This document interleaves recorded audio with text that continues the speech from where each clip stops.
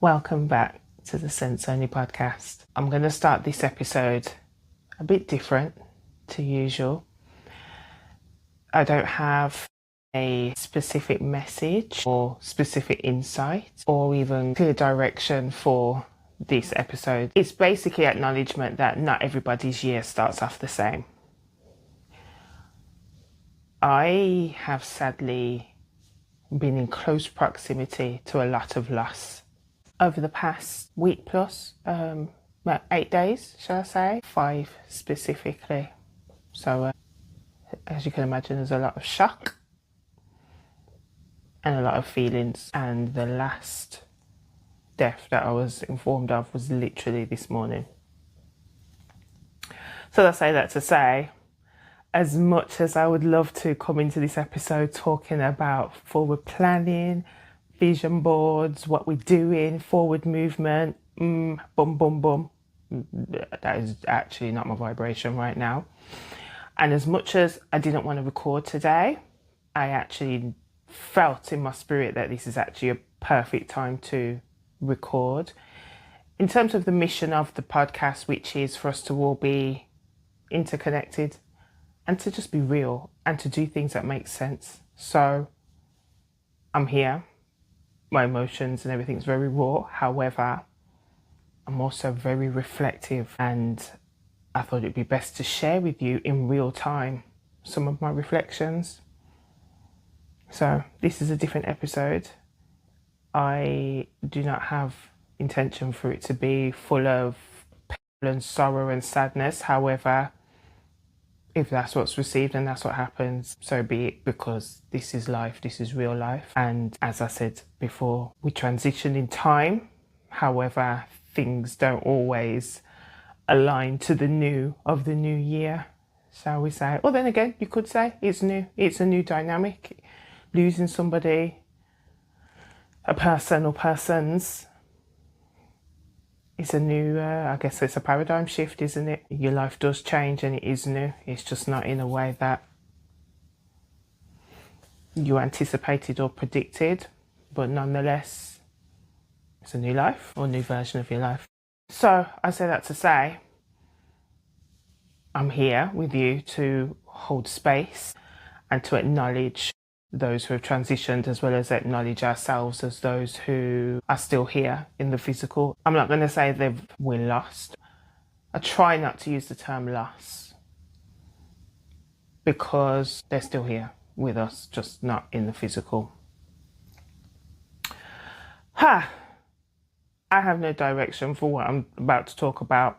I apologise in advance if I start rambling. This is just me talking raw and real, and letting anybody who's experienced loss recently or just ever in life let you know that you're not alone. And I can say at this age that I'm at, which is not that old, I've experienced a lot of loss in life, period. Because anybody who's actually a regular to the Sense Only podcast would know that I talk warmly and happily about the fact that I'm related to so many people. I always joke about the fact that I'm related to a bazillion people. So both my mum and my dad's families are humongous. And it's a blessing to be connected to so many personalities, so many hearts, so many wonderful people, and even challenging people at that. Nonetheless, it's all learning. However, the challenging side of that is it's a lot of people who you really care about who are going to transition before you. So here we are again. I think it's more so a shock, to be honest. It's just a lot, but we hold space. So I'd say the impact that this is having on me is in my reflection. As much as I had plans to be Miss Busy and all these things and all these plans for the podcast, and then I've got other projects that are about to happen, etc., etc., it's shifted me back to people, our loved ones, whether it's family that we received by default or the family that we choose, or friends and colleagues and etc., etc., or the people that we interact with in this life. This has kind of brought me back to being present with those people and not putting things off, making them plans and actually sticking to them plans in terms of connecting with the people that we care about, because I think sometimes we get so caught up in life that and our own things and our own ambitions, etc., that we end up semi kind of kicking the can down the road in terms of spending time with people. For example, one of the people who's just passed away, I literally spoke to her on, so today I'm recording, it's a Sunday. I spoke to her last Sunday. Cut a long story short, I had not seen this lady for years, and I was talking to her in terms of the fact that she was now planning the funeral of her father-in-law who passed away the Friday, so 2 days before me and her were talking. So I says to her, oh my gosh, haven't seen you in years. Sorry, under these circumstances that we're now going to get to catch up, i.e. we thought we'd be able to catch up at the funeral. Not a great place to catch up, but hey, let's keep it real. This is what can happen in life. Cut a long story short, the next day, I was informed that she passed away. So I'm like, alrighty then.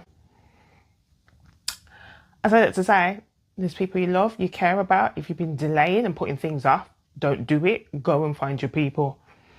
Go and spend time with your people. Go and just make more memories with your people. Like, life is, I know it's cliche, but life is short.